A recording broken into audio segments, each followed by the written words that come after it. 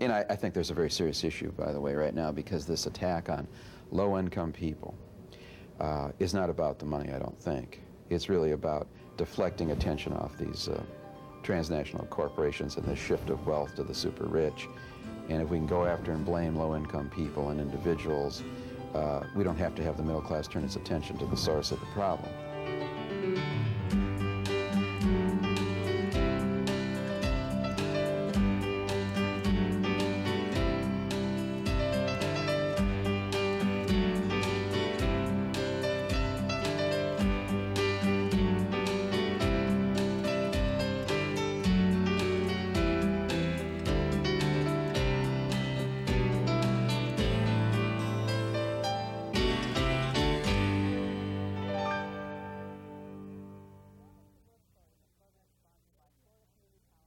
Welcome to Worth Quoting, a program sponsored by Florida Community College at Jacksonville. I'm Carol Spalding, your host, and today we have Arthur Himmelman with us, who is an expert on collaboration and a consultant to many groups and organizations and communities. Arthur, how did you get into collaboration consulting, and why are you doing this? Well, at the time I was thinking about this, I was at a foundation, a private foundation in the Twin Cities called the McKnight Foundation. And I was thinking that after being in philanthropy for a number of years, that there might be something else I could do closer to where I thought the action, quote unquote, would be. This was in the mid-1980s. And as I was thinking about this, I just had an opportunity to go visit with a dean of a public affairs school, Humphrey Institute, that actually called me to have lunch. I thought it was about a grant proposal, so I went over in my foundation sort of attitude about listening to this. And he said, how would you like to come to the Humphrey Institute and do some work on the nonprofit sector, having to do with leadership and management and those kinds of things? And I said, I really wouldn't be interested. I think there's something else going on, though, that the nonprofit sector will engage in more frequently, collaborative relationships with government and the private sector. So although I'm not interested myself, I think somebody should take a look at this idea of how the so-called public-private partnerships will change and emerge, and how multi-sector collaboration might be a very important factor in change across the country. So I just said that, thanked him very much for lunch, and got a call, and he said, you know, we've been thinking about it. That sounds a lot more interesting than what we were thinking about. Might you want to come over and do that? And I had to kind of go through this thing, well, do I want to leave the foundation community now? I was just sort of vaguely thinking about it. And of course, if you work in philanthropy, you get to make judgments about other people's lives and, you know, that kind of thing, which is kind of easier than having to go out and raise money and be one of the people going after it. So anyway, I spoke with my executive director. He was a good friend besides being an executive director. And he took me aside and he said, Arthur, you need to be running something on your own. And I'm going to be around here for quite a while. So if this sounds good, go for it. A little, you know, come on out, you know. So I left and went to the Humphrey Institute, and that's where I started my work on so-called multi-sector collaboration. So what did you find out? I mean, what is collaboration anyway? You hear the word thrown around. Well, what was so interesting about it initially is that the word was used in so many ways that I couldn't even understand what it meant at all. It was just sort of a generic, still is, to mean almost any kind of thing that people do when they work together.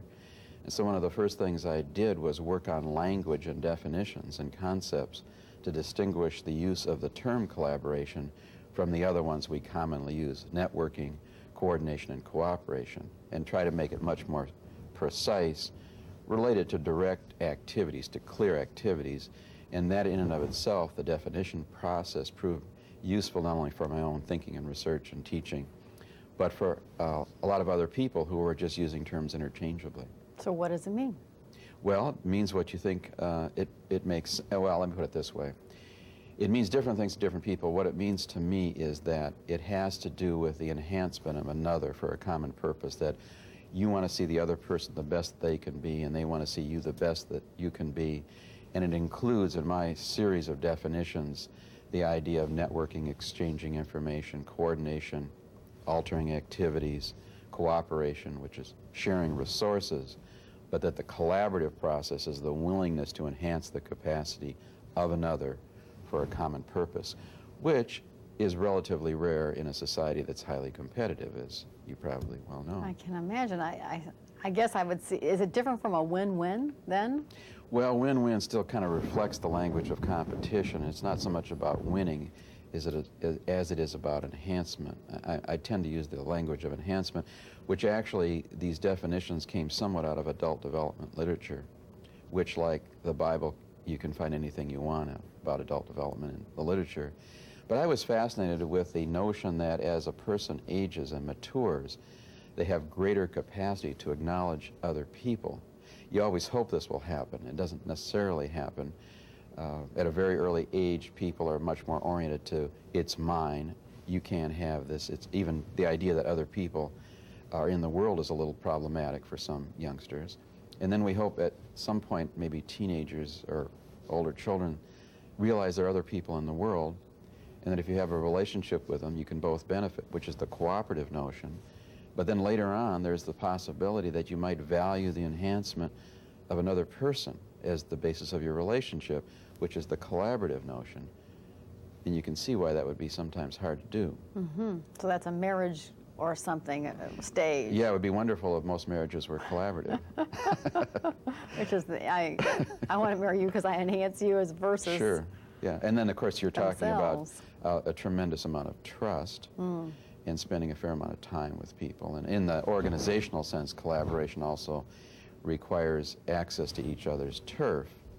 And in the definitional language that I use, I ask people to think about these various strategies not as better or worse, but as appropriate given time, trust, and turf.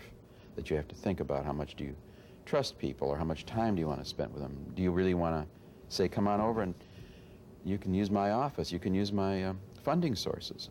We're in this together. I want to make sure you get all the benefit you can out of this. Is it different from a partnership? Is it the same? Well, partnerships it's kind of another way of describing the word that's become a noun and a verb, collaborative partnership. Although partnership, I think it's more familiar for the reasons that are obvious. It's been used in the culture for so long. It's almost, to me, it's a little more of a legal technical term often, but I have no problem with saying something is a partnership.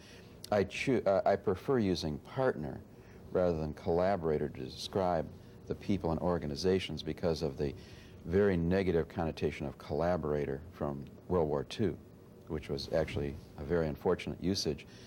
The language itself comes out of the idea, Latin, to labor together, to work together. But it took this really unfortunate turn during World War II. I wonder if you can get the word back based on your work here. Well, I think it's worth sort of quote-unquote fighting over language sometimes, because in a culture like ours that is so overloaded with data information, no matter what you think about or how you describe it, it can be an overload quickly, misused, overused. But you have to say, if there's some really obvious common sense value to this, then you need to defend it in the context in which you're using it. Mm-hmm. But you're using now collaboration and community.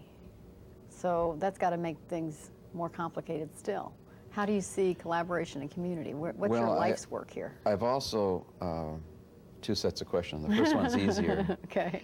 I've also looked at models of decision-making in collaborative processes and described them in two basic ways, a collaborative betterment process and a collaborative empowerment process, and it has to do with community and neighborhood. The betterment process I've defined as an institutionally driven process where big institutions, government, universities, private corporations, foundations, etc., think about issues or concerns in community settings, whatever the issue is, and they think they should do something about it. So they organize a process, a collaborative process, first going to the people that they're most comfortable with, other people that look like they do, that have expertise and credentials, that are institutionally based. I've even described it as institutionalized. And then they say, well, of course, we're going to need some people from that neighborhood or community or constituency to give us advice and also give us some access to the population. So they add those people as advisory to their process, and the collaborative betterment process goes out, sometimes does very good things, but it will never change the power relations involved in who makes decisions about the initiative. People have often called it the top-down process or whatever, expert-driven. I call it the betterment, so that I've tried to use language that is somewhat respectful, not automatically pejorative. Of course, they can do damage. They can certainly be disrespectful, inappropriate, and oppressive as well. The empowerment side of it, though, I believe begins in communities or neighborhoods or among constituencies. And they sit down with each other and have some real heart-to-hearts about what do we believe in? What do we really want to do? Can we support each other first? Are we clear about our purposes? And if we think we are, and if we're willing to be in this together with a lot of solidarity, we can then approach these larger institutions and invite them to the table we set in the community, and then proceed to have a process unfold. That's the empowerment side of the process. And it's just really a continuum, and there are things all over it, all over the country. But the community aspect has to do with a full and respectful mutual ownership among those that are most affected by it. And that's where the empowerment language comes in, is that people most affected by decisions have as much say in how those decisions will be made as so-called experts or institutions. In how the decisions are made, or who makes them? Both. Both. And if you're setting the table, and there are many examples of these community initiatives that have set the table and said we need the banks, or we need the schools, or we need the universities, but when you come to our table, this is going to be shared decision-making.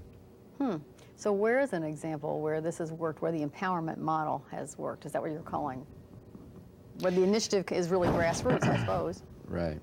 There are a lot of them, relatively speaking, fewer than the betterment, because you can understand the institutions have a lot more resources and are taking a lot more initiative in some ways. One I've written about and visited, I think, is a great example, and it's recently been acknowledged by Ted Koppel on his news program, which was very surprising. It's called the Mid-Bronx Desperados in the South Bronx in New York. And in the early 1970s, they had been convinced that the disinvestment and what happened in the South Bronx wasn't going to be addressed by government or the private sector.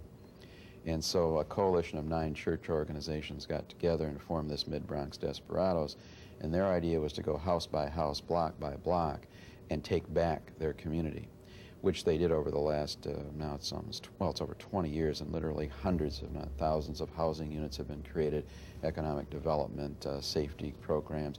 But they invited in those other institutions along the way as partners. And if you go into the South Bronx and see what they've done, it's both, it's kind of hard to grasp it, because you'll see a block or a couple blocks of suburban-style ranch-type homes with white picket fences.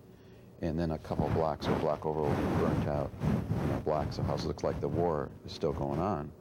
But block by block, they take it back. And there are many examples of initiatives around the country where neighborhood people, community people, have had these very difficult conversations initially, because it's not easy to have solidarity when there's so many factors that want to push you apart, just on racial lines, for example, or the way the funders categorize things. Oh, well, you're working in education and you're working in human services. I'm sorry, but we have 2 different initiatives for you. You can't combine those funds. Although funders are now beginning to understand that the way they define people can be very, very harmful to this more comprehensive community process. Many people, by the way, define themselves by their funding category. How do you mean? Well, I'm an educator. I'm a mental health worker. And so the crazy quilt of all these grants and projects are all so fragmented in many cases, because people see these categorical kinds of definitions. And of course, the training that professionals go through reinforces those ideas. I must be an expert because I have this so-called credential. And I've made spent a lot of time and energy to become an expert. Now you're telling me it's all integrated and holistic, and, well, wait a minute. What about me? I thought I was important. One piece of the action. Yeah.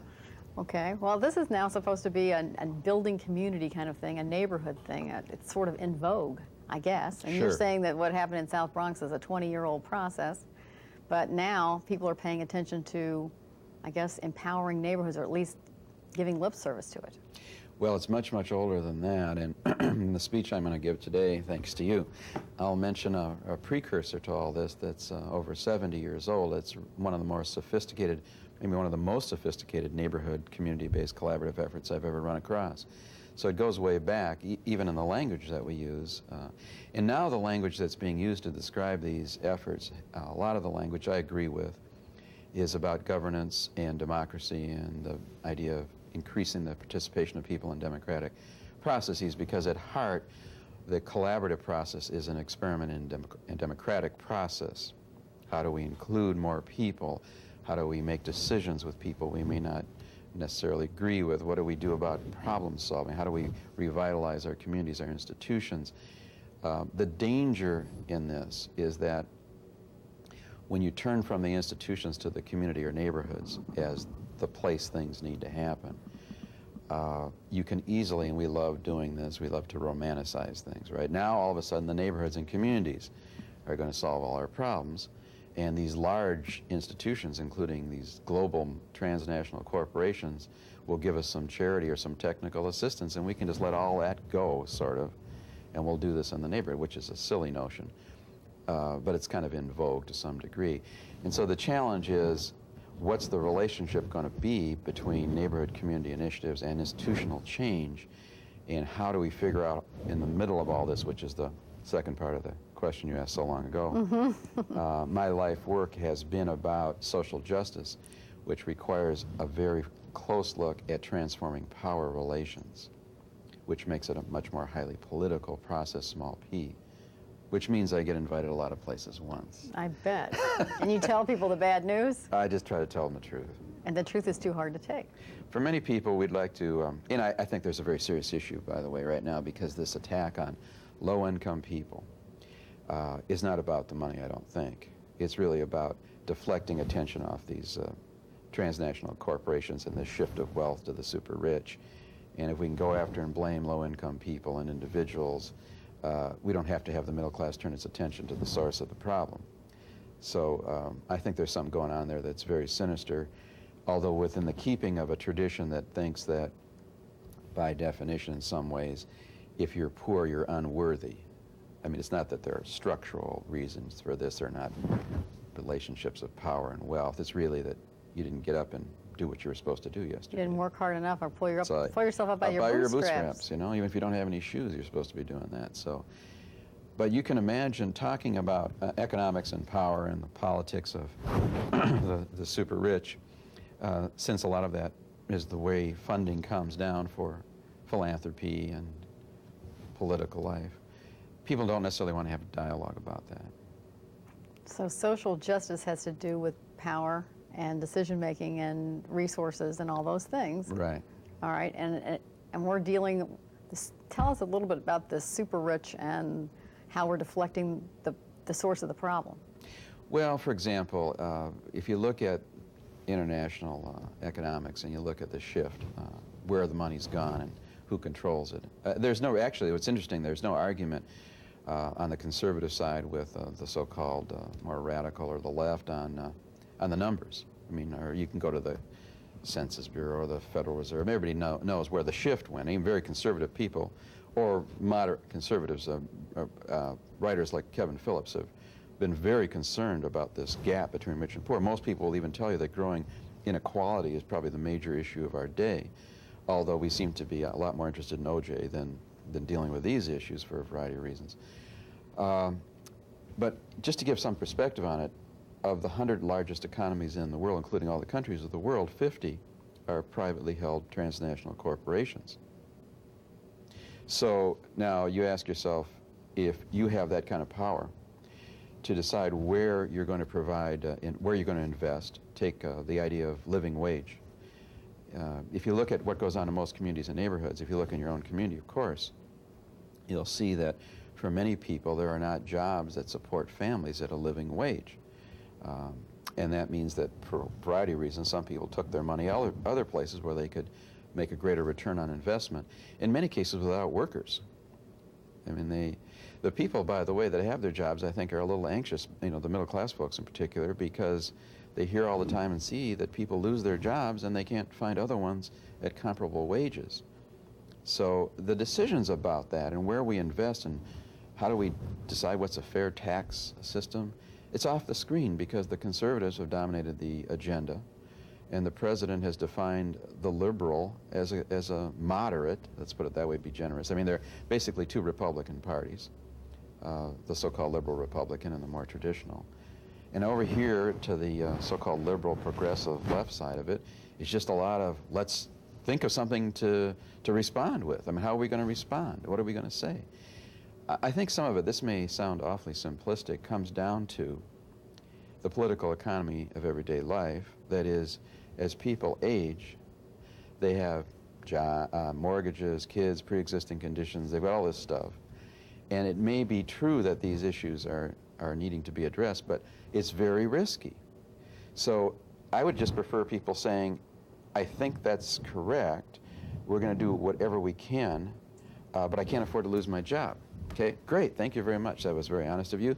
So let's all sit down and be that honest with each other, and we'll see what the risks are. Collaboratively, we'll share the risk. But we're not going to pretend it has to do with some single parent that is getting a welfare check that causes the functional problems we're talking about in the economy. Not that there aren't individuals in every class and every group that couldn't be more responsible, of course. But I asked my class when I used to teach, can you give me any behavior of low-income people that high-income people don't have? If it's their behavior that causes poverty, why wouldn't the people at the top wind up immediately in poverty because they do what? It's not about individual behavior. But this is not, by the way, the most popular point of view. I mean, you can understand that. Yeah. I'm sure it's not. Well, what can people do? We've got about 5 minutes left to talk about something, and if there's some suggestions for how to improve people's lives or the community or to be collaborative, what kind of suggestions do you have? I think that people can have very honest discussions with each other about what they truly believe is important. I think all the best work that goes on in community change and collaborative change, the civic renewal, whatever people are calling it, begins in deeply rooted belief systems, values and beliefs. And if you're going to get into a process with people about trying to improve or change your community, I think you have to go in there for the most part with a willingness to examine your assumptions about your beliefs and values and put that out front, talk to people about why they're important, and see if you have enough in common to go forward in what kind of society we really want to live in and what's important for the health of the community and for children. And then some of these political issues, having some analysis. So where power and wealth, what does it have to do with the ability of communities to invest? What's the role of charity? What are some of the roles and responsibilities of our institutions and our communities? That is not to say that it's possible to sit down with some people and some organizations and work together. I mean, I certainly don't want to sit down with the Nazis or the Klan and sit down and try to figure out a partnership. I'm not into that, obviously. And they would think the same of me, I'm sure. But within this broader range, I think it's going to be very important for people to expand their tolerance for some kind of fundamental, more powerful dialogue, not just judging people or ignoring people or unwilling to engage in it. And then getting a lot more serious about what are the implications of not addressing these issues of living wage, of health care for people that need it, of good schools. I mean, what kind of society do we really want to live in here? And then the challenge often is, how do you come up with an analysis or a framework that's fairly sophisticated, that's analytical, that also has a very user-friendly applied process where people are going to identify roles and responsibilities and be willing to be held accountable to each other on a very clear basis?